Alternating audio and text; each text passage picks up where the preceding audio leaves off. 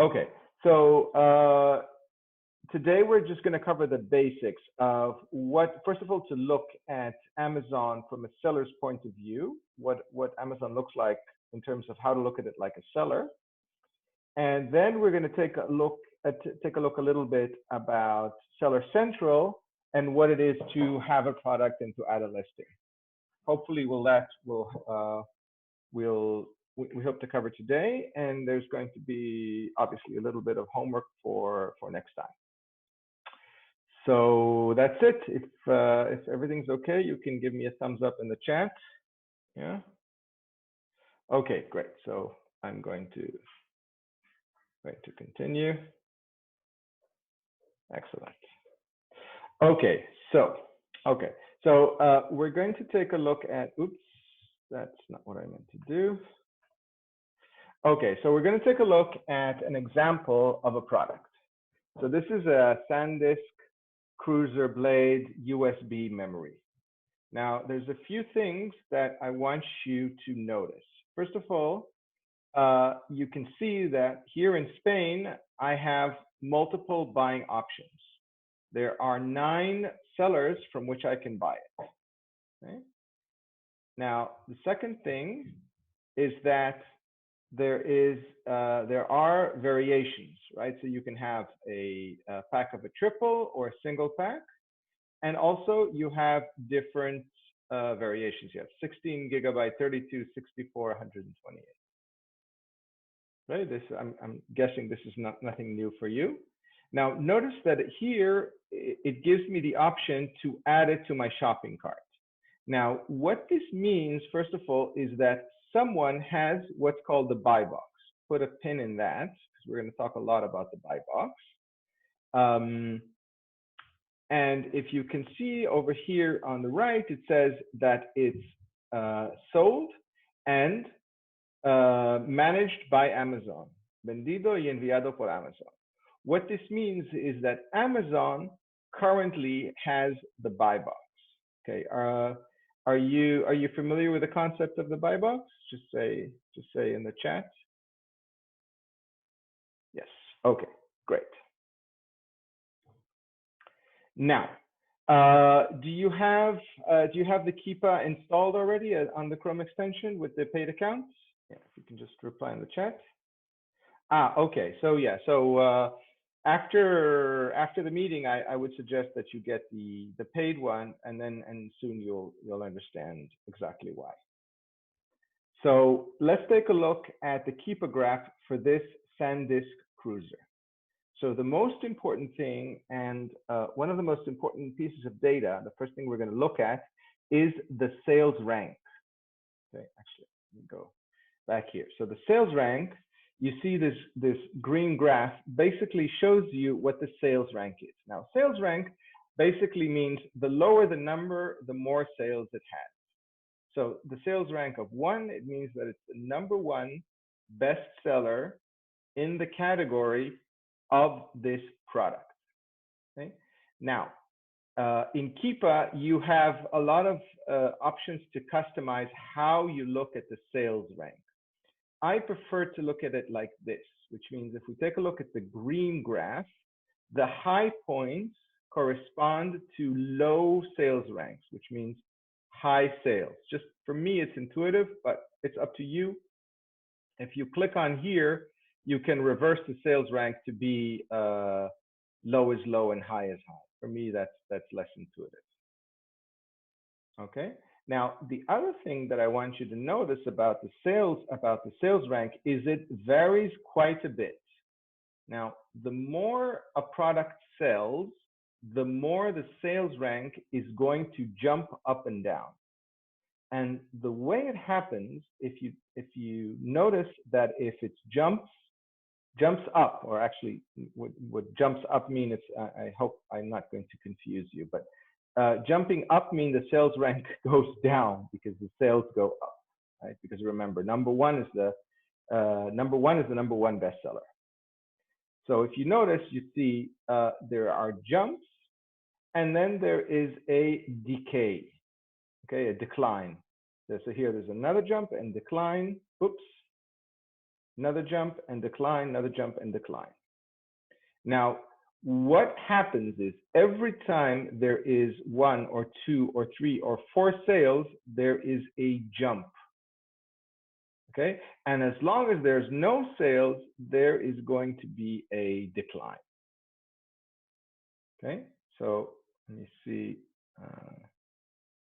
Right, so we're going to talk a lot about that because this is going to be our number one indicator to make sure that a product is selling. There are some pitfalls.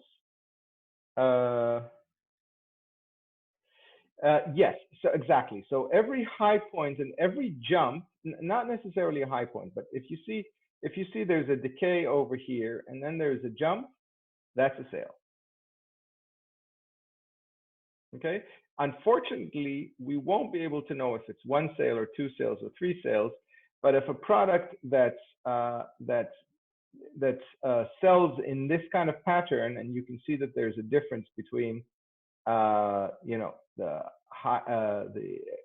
a space between each sale, you can pretty much guess that it's going to be, in most cases, it's going to be just 1 sale that made it jump. But if there were 2 sales or 3 sales, we would not be able to know. It would still show as 1 jump. Okay. Now, the other thing I want you to notice that in Keepa, you can choose your language and you can choose your marketplace. So the language is what you see Keepa in, and the marketplace is what you are looking at. So right now you can see that if I look at a different marketplace, I see a completely different pattern, right? So each marketplace, right now we have Spain, Italy, France, Germany, and the UK. Soon we'll have the Netherlands. I assume it's still not implemented on Keepa, but Netherlands is just starting out, so you wouldn't expect it to be so soon. But the most important thing to see is that if you notice, if we're looking at different marketplaces, this is on Germany, yeah, and this is on Italy, you see a completely different price pattern. There could be completely different prices. There is not necessarily a connection. Some companies do, some companies don't. Okay. All is clear? Give me a thumbs up. Good, excellent. Okay, now let's take a look at these funny little triangles over here. Okay, so you see here we have triangles and here we have triangles. Now this is very important to us because this means what the price is going to be for third-party FBAs. Okay, this is the price that we want to take a look at, because when we look at a product and we want to look that it's profitable, we want to make sure that there are sales during the period where the price is where we want to sell it at. Again, so I'm gonna say this in another way. So basically, we want to make sure that if we are selling it for 30 euros, that in the period where the price was 30 euros, the product was selling. And how do we know that? Of course, we can take a look at when we have these triangles, the buy box, on these specific days. So usually when we look at competition, the number one competitor is the third-party FBA. Now, why do we look at third-party FBA? Because Amazon much prefers to give priority to the buy box to FBA. Of course, because Amazon wants its customers to be happy, and customers love FBA. It's much more convenient. The customer service is better. They don't have to worry about shipping. They know it's going to arrive at a certain amount of time. So of course, Amazon wants its customers to be happy. And for that reason, it prefers FBA. But that doesn't mean that FBA always wins. If the FBA price is very, very high, then it could very well be that the third party FBM would win. So if we take a look at, for instance, so take a look a little bit closer here. So we see all these triangles are the FBA, and then you see the FBM, the blue. You see all these the blue rectangles, squares, correspond to FBM. So third-party sellers that are not selling FBA. Now, right? So this is the third-party FBA. Right? We got the sales rank, right? The green lines. Now, I can also enable in Keepa, and I confess I forget which are available on the free version, which aren't. But if I enable the buy box, I will be able to see which is the price that won the buy box, right? And it's not always necessarily the lowest price. But as you can see, for instance, here, it perfectly corresponds to third-party FBM, but here it doesn't. For instance, over here you see that the FBM won the buy box, even though there was an FBA product. Okay. Okay. Now, one other important thing before, if we're already on the subject of Keepa, is when we look at the Keepa graph, we want to make sure that the product does not have this message. Okay, so if we're looking at sales rank, and you have this message likely shared between all variations, means that the sales rank that we're looking at is not very useful, because it could be that you have, for instance, it's very common in clothing, right? It could be that it's there, the Keepa graph will show us a large number of sales, even though the specific model that we're looking at will not. And in these situations, we have no way of knowing which of the models is responsible for the majority of the sales. So it doesn't mean that we don't want to buy it, but it's definitely a red flag.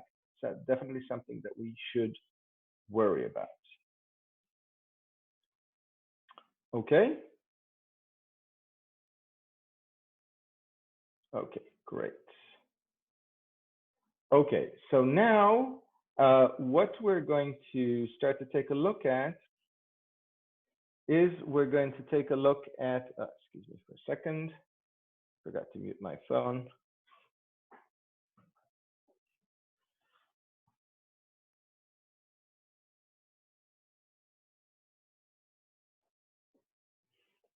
Yeah. Okay, so now what we're going to take a look at is we're going to take a look at Seller Central and how to add a product. Okay, now do you have Seller Central all set up? Okay, great. So what I would like you to do maybe now is to add a product into Seller Central. Is that okay?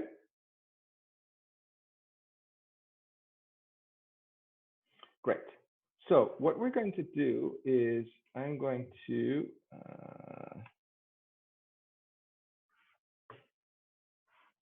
I am going to go over to Amazon, and we're going to take a look at a product. Let's say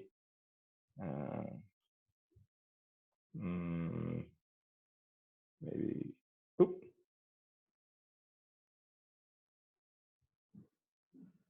Yeah. Second, let's just take a look at anything. Let's take a look just at the first product. Okay, so for instance, here we have a product which is just whatever, something I found here. Okay, now if you take a look at the top over here on Amazon, you see that there is the URL, and you can see that there is DP, and then if you take a look here, this part, that's the ASIN. That's always going to be the case. Okay, let's see.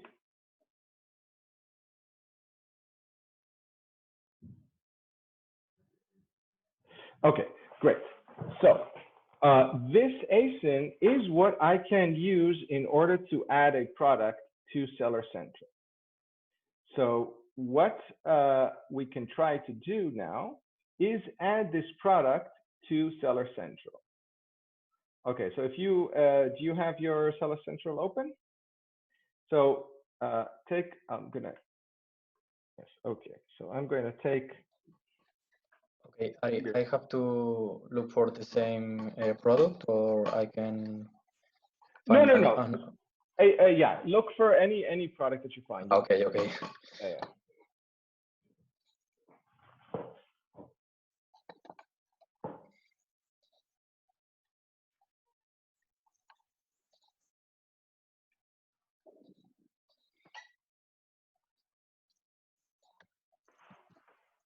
Okay, I have to add all after DP slash. Okay, after that. Right.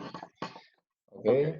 Now, actually, while we're here, I'd like to show you a little trick. So, of course, if I go in here and I look in the sales, I have if I have installed and I paid for the plugin, then I will see the sales rank. I think on the free version you won't see this. Yes, right, I cannot see the rank. You can't see the sales rank. But what I can do is I can change the geography, and the only thing I need to change is these two letters. So if I change this to FR, I don't have to change. I don't have to change anything else. Now I can see that this product simply doesn't exist in FR. Okay. Which can happen. Of course, not all products are guaranteed to be in all. Probably wasn't. Let me see. Just look at something else that's the bestseller. Going to here. Yeah, Xiaomi band. That's a good one to sell.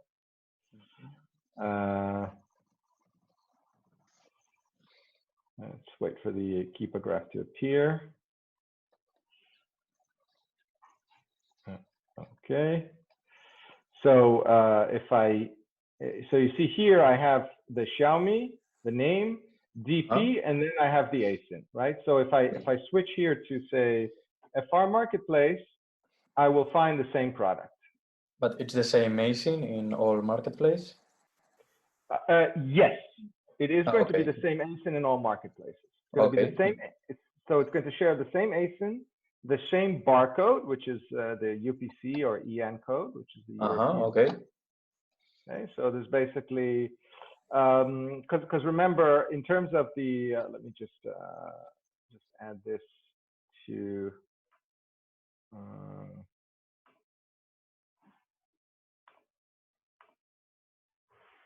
I'd like to.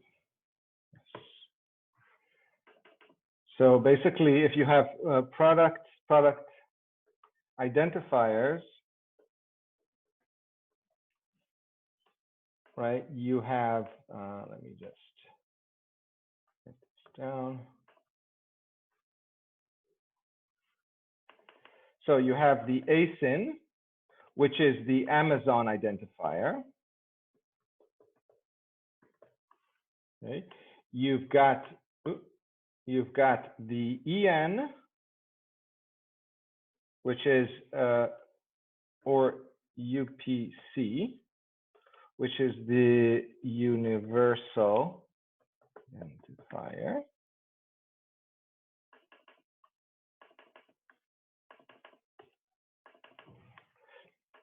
And you have something called the FN SKU.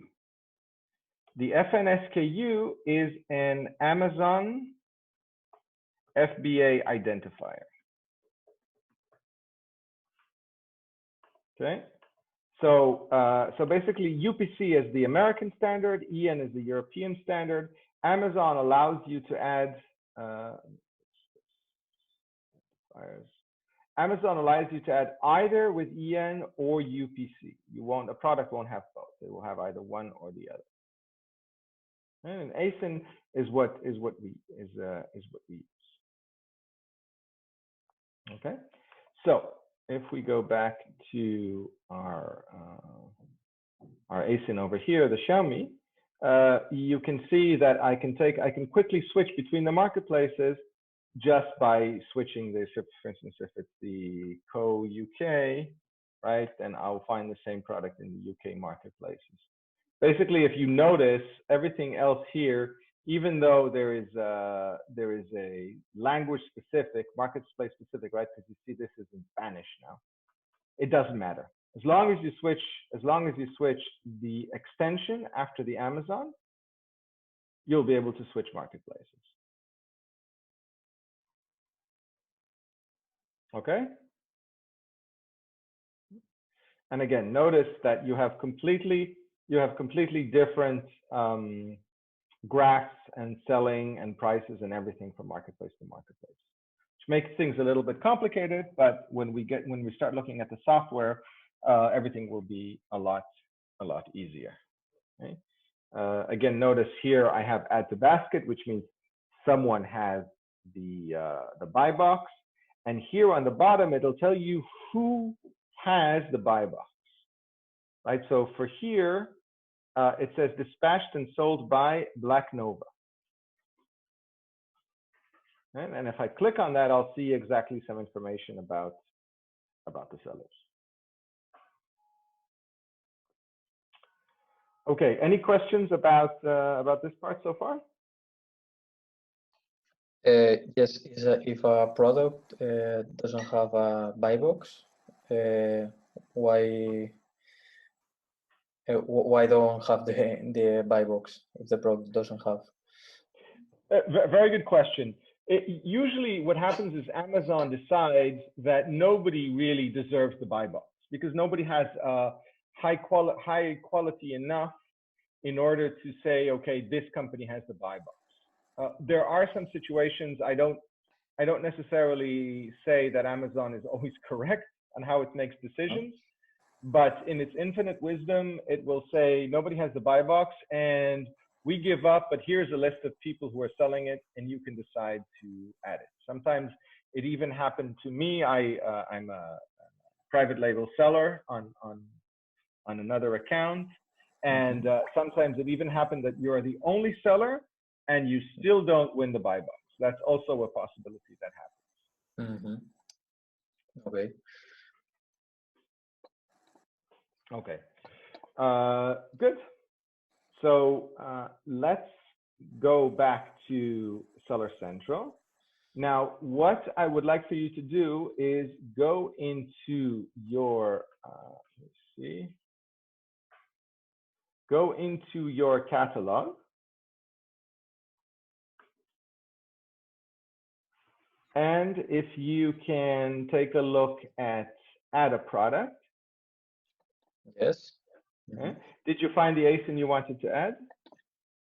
Yes. Yes, I have it one. Okay. So now, if you can go ahead and try to add it.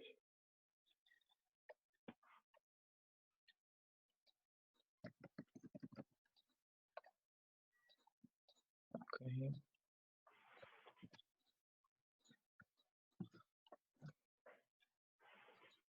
Okay, I have one. And it's showing me the product and select condition, new, collectible.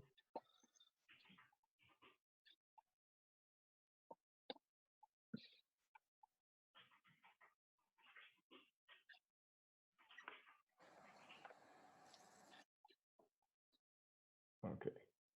Now, if you take a look at adding a product, if you're looking at the presentation again, you'll notice that in many situations, you will have listing limitations apply.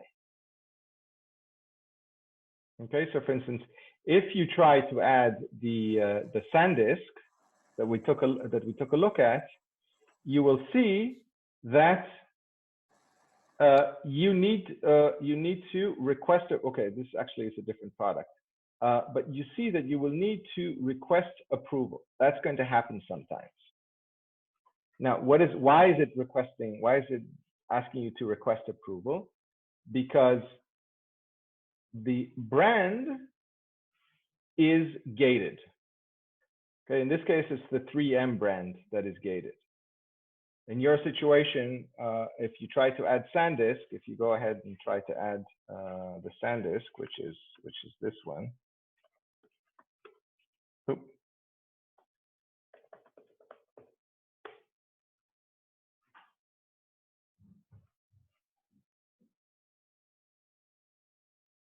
Yes, exactly.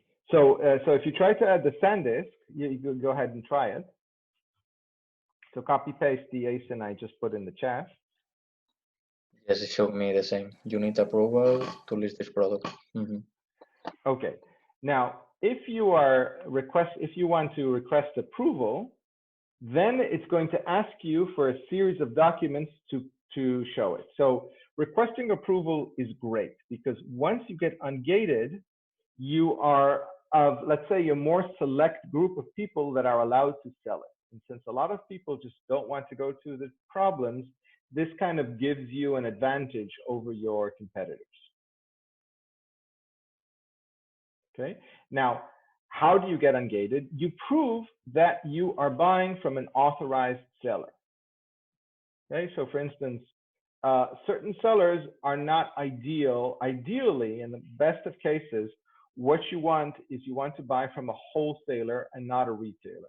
So for instance, if you try to submit an invoice from Fnac, it won't allow you to ungate. It'll say, no, that doesn't mean you're an authorized seller. You bought it retail. Okay. So let's take a look at what are the requirements when you submit an invoice in order to get ungated. Okay? So for instance, so you want to make sure that the date that the invoice is not too old, that it's going to give you a date. It's going to say on or after a certain date, and it's going to be within 180 days of when you up to date. Yeah, so 180 days in the past.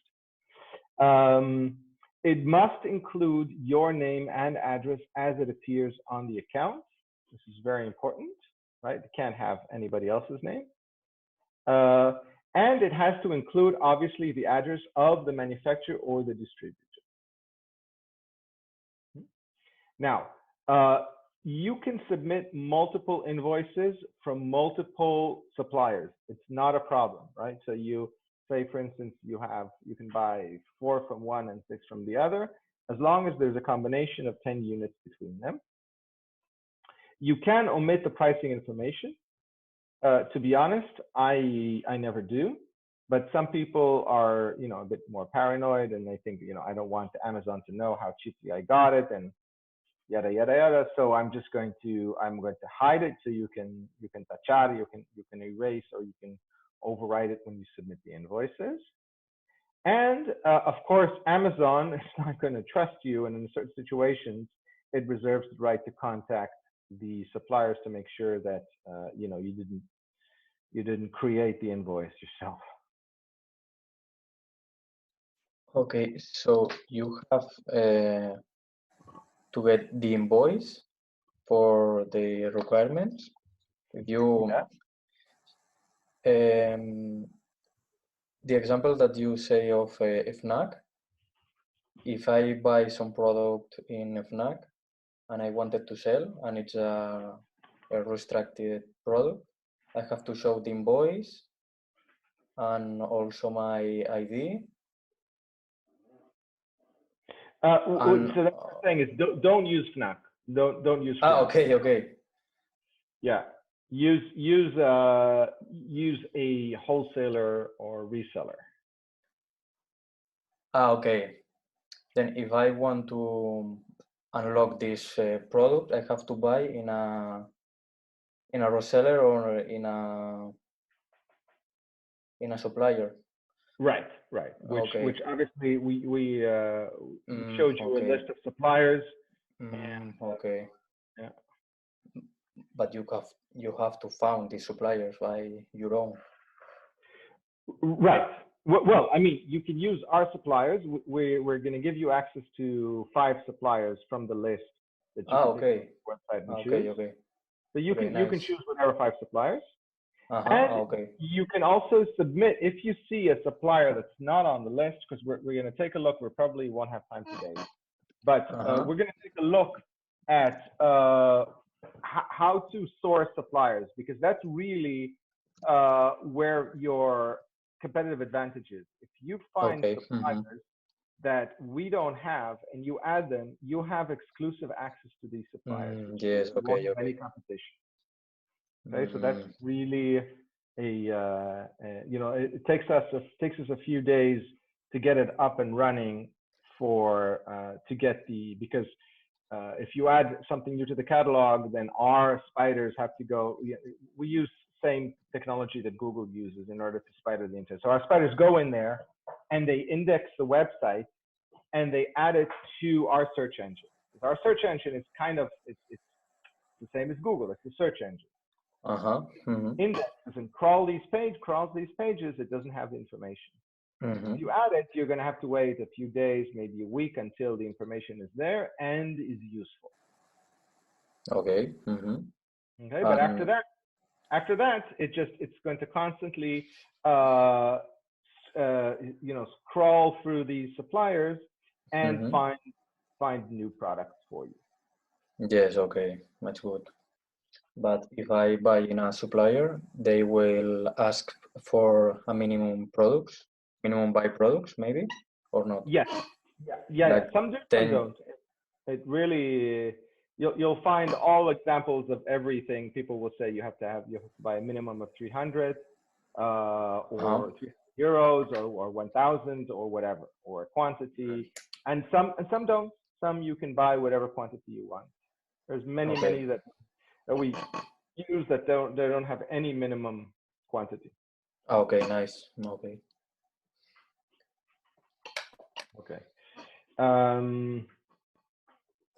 Okay, that concludes the formal part of the presentation. What I wanted. So first of all, if you have any questions, now is a good time.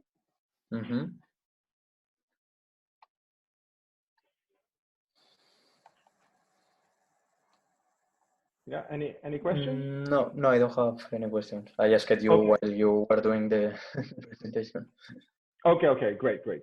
Okay, so there's a few things that first of all, I want you to do. So first of all, if you can find and add 5 products to Seller Central.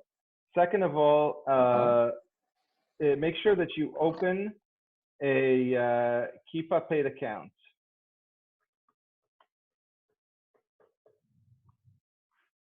Okay, this will help us when we start sourcing products, because there's just information that's not available on the free account. Okay, this will just because we're going to start to take a look at the software itself in a later date, but first I want you to understand a little bit more about how to find the products before you start touching the software. Okay. And these 5 products can be whatever, or? Yeah. So what a good way to find products and find marketplaces in general is just think of things that you. So if you create what we call a daily touch list.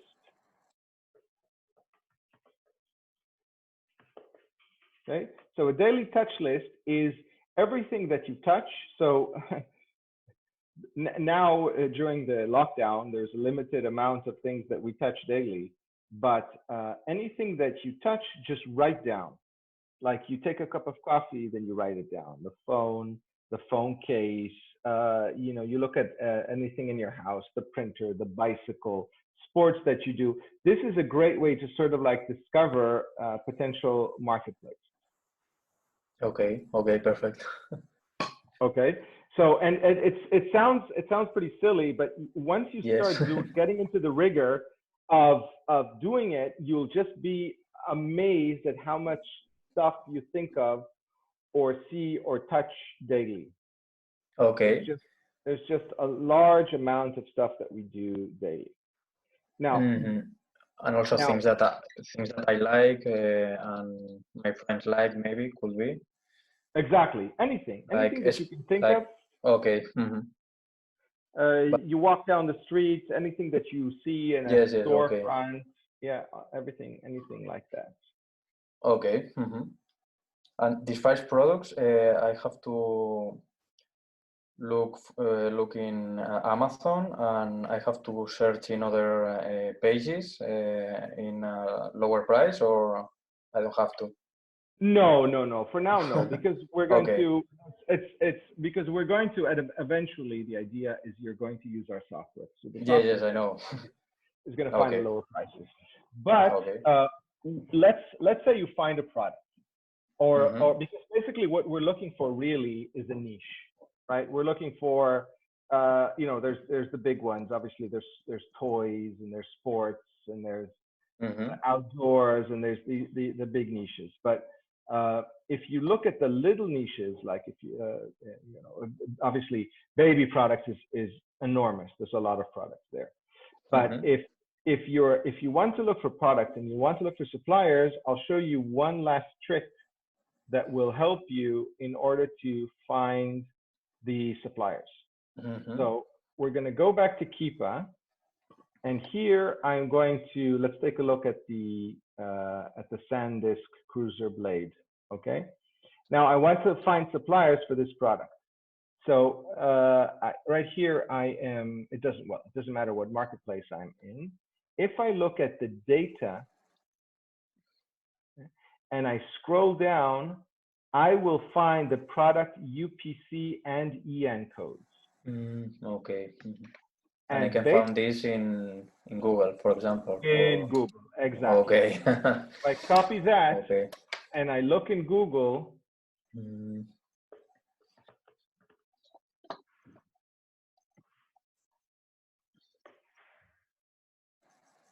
then I will find all of the suppliers that have it, because this is very important. All of the suppliers, all of the catalogs that you're looking at, Argos is a great UK-based supplier, yes, which we're going to have indexed pretty soon. If I go there, then I have to find catalogs. This is one of the requirements of the software that have the UPC code or the EN code. Okay. For comparing in Amazon. Correct.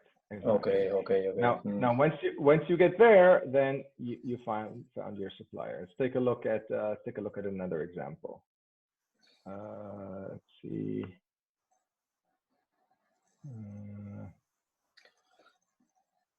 Electronics and photo.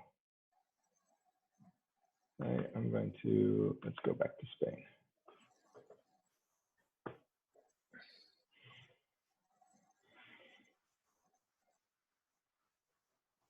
Electrónica. So let's take a look at, let's just take a look at everything.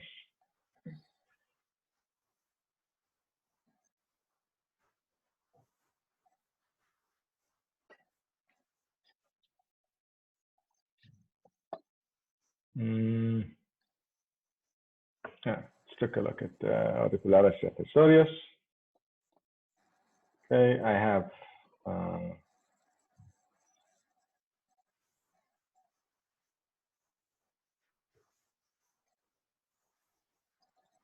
okay. Now you won't always find it, right? So if I go here and I go back to Keepa,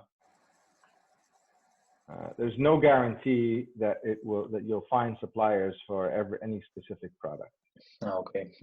Right. So if I go here, this looks like a Chinese supplier, and effectively it doesn't even have a UPC or EN code. Okay. Some people are allowed to sell, so probably wasn't a very good example. Let's take a look at some other example.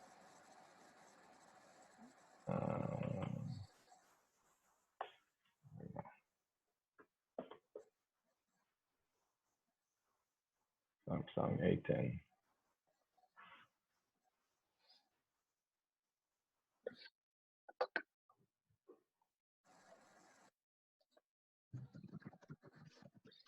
Okay, so I'm copying the ASIN. pasting it into here. Data. Again, I wouldn't recommend. This is just an example. I wouldn't recommend buying a phone. Although it depends. Sometimes you could. Copy and paste it into Google.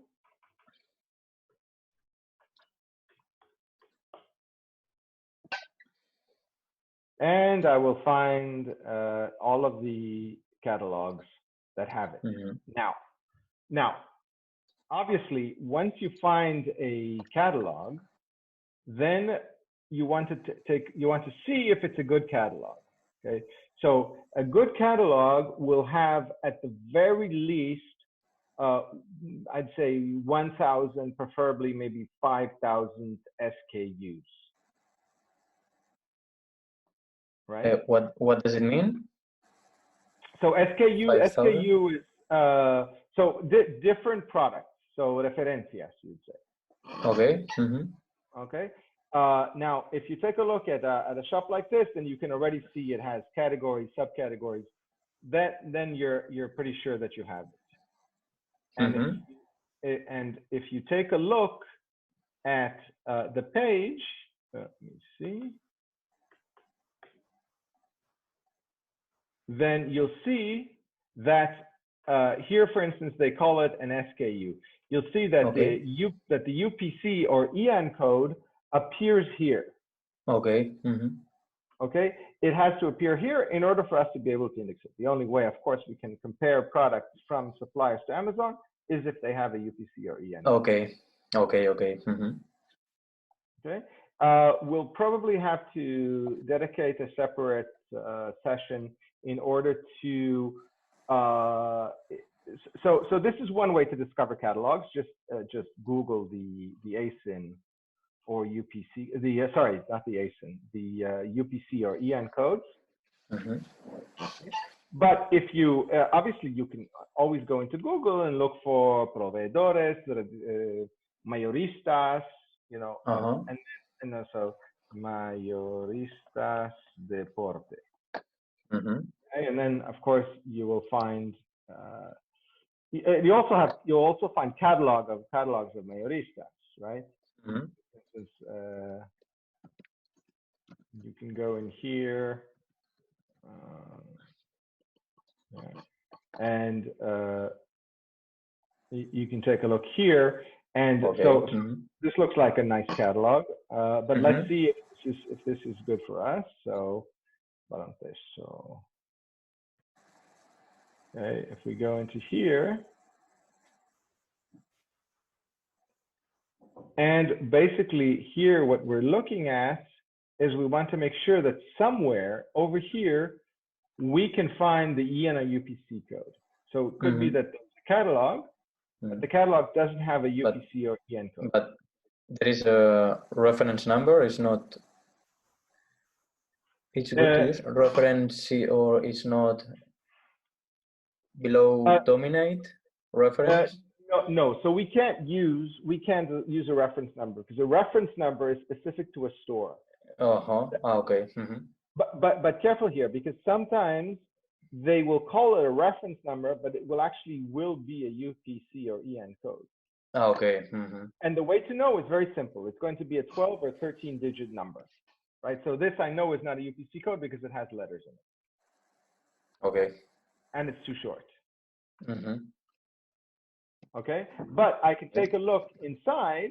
So I can go into, let me just make this bigger.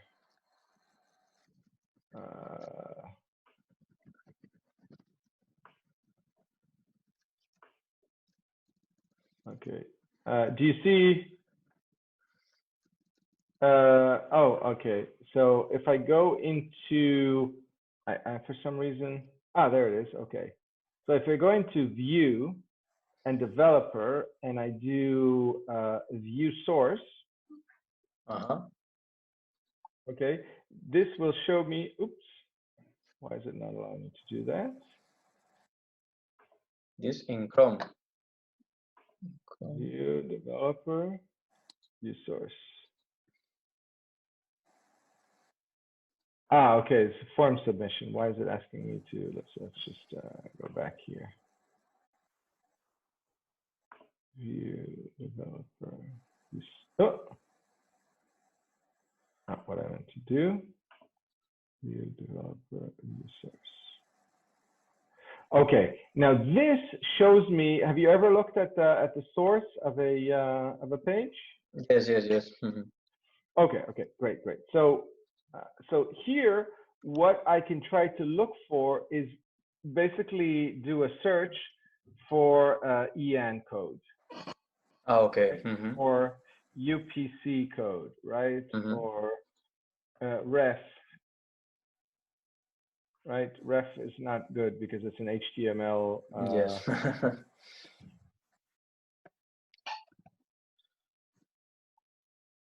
Right, so here I have, yeah, this is not going to be useful.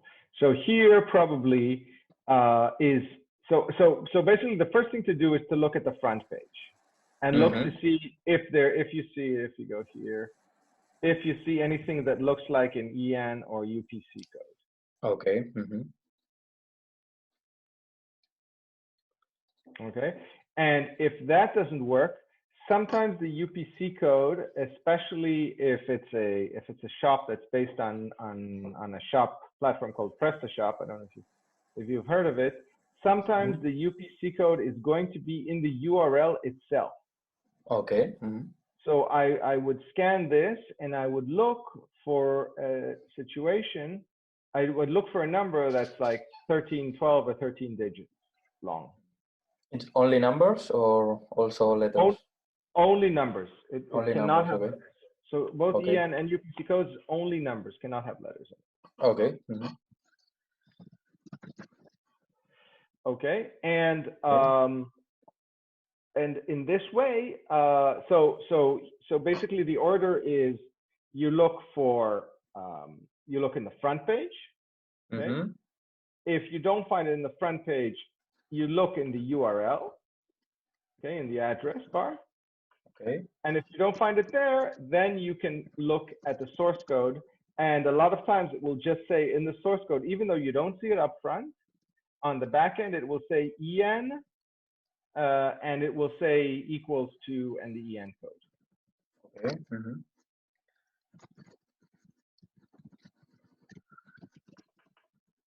Okay.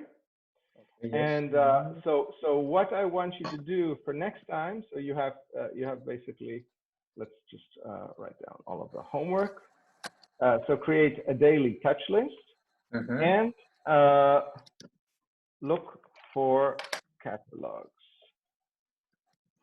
Let's say, I'd say 3 to 5 catalogs. Okay. Now, if you happen to find catalogs that we already have, that's okay. This is just an exercise. Okay. Obviously, if you find new ones, then even better for you, because that means that you'll have less competition. But you know, if you look for catalogs, just do the exercise. If you look for a catalog and just experiment it, try different keywords, try using use Keepa to convert the ASIN to the EAN or UPC code. And just try to be creative.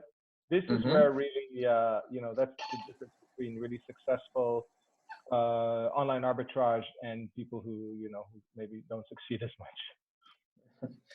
Okay. So which day is part of this homework? So let's shoot for Wednesday. Wednesday, okay. Okay, so you have yes, for me it's okay.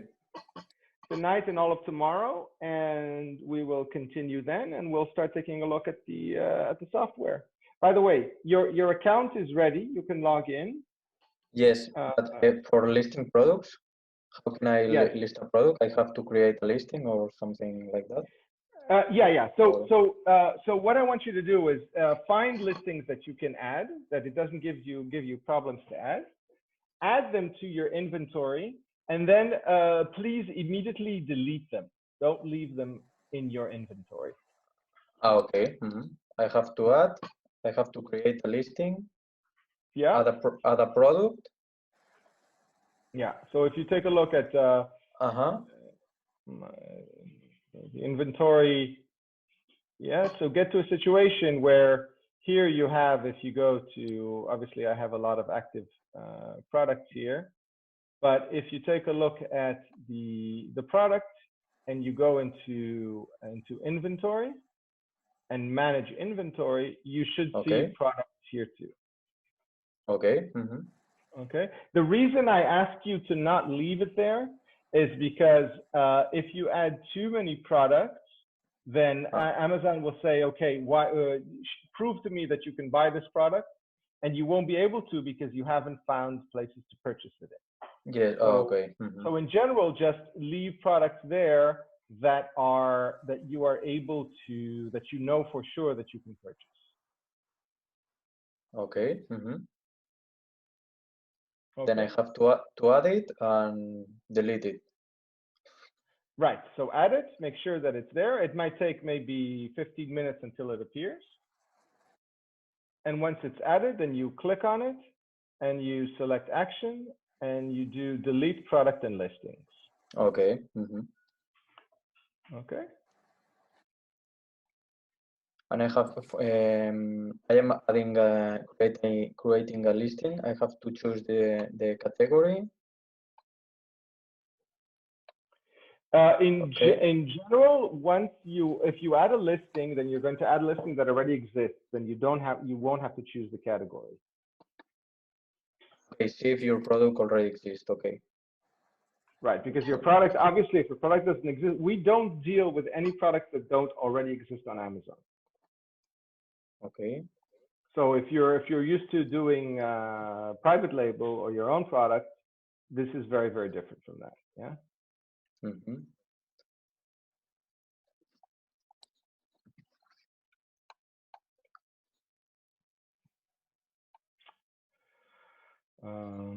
Okay. So any other doubts or questions?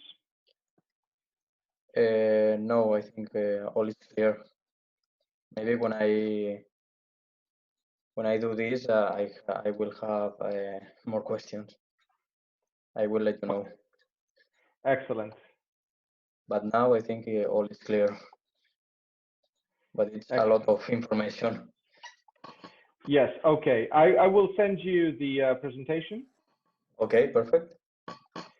So yeah. So that's it. If you have any questions, I'm always available on WhatsApp. Okay. Perfect. Okay. Have a pleasant evening. Okay. Thank you. Good evening. Bye-bye. Bye, Ari. And thank you.